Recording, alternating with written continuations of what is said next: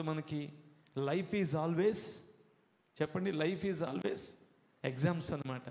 Life అంతా ఎగ్జామ్స్తో ముడిపెట్టబడింది. పిరికితనం ఎప్పుడు ఎవరిని ఎలా ఆవరిస్తుందో, ఎందుకు మన నెత్తి మీదకి వస్తుందో మనకు తెలియదు. ఈ వ్యక్తిలో ఉన్న పిరికితనం ఏంటో తెలుసా? ఒక యవనస్తుడిగా తను మరి దేవుడిచ్చినటువంటి కృపలను మరిచిపోయాడా, దేవుని శక్తిని శంకించాడా మనకు తెలియదు. కానీ ఆయనలో ఒక అధైర్యాన్ని పౌలు చూశాడు, అతన్ని ధైర్యపరుస్తున్నాడు. ఈ వాక్యం వింటూ ఉండగా నాకు కూడా అదే అనిపించింది. ఇక్కడ కూర్చున్న మనలో ఈ మాటలు వింటున్న ప్రతి ఒక్కొక్కరిలో ఏదో ఒక విషయంలో ధైర్యము చెడింది.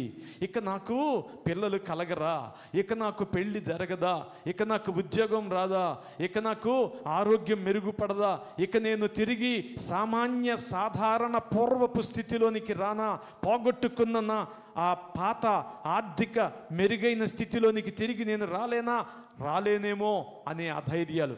పిరికితనానికి, అధైర్యానికి ఒక కారణం ఉండనక్కర్లా, 1,00,000 ఉండొచ్చు. కానీ వాటన్నిటికీ దేవుని వాక్యం ఇచ్చే ప్రోత్సాహము ఈ వాక్యములో మనకు కనబడుతుంది.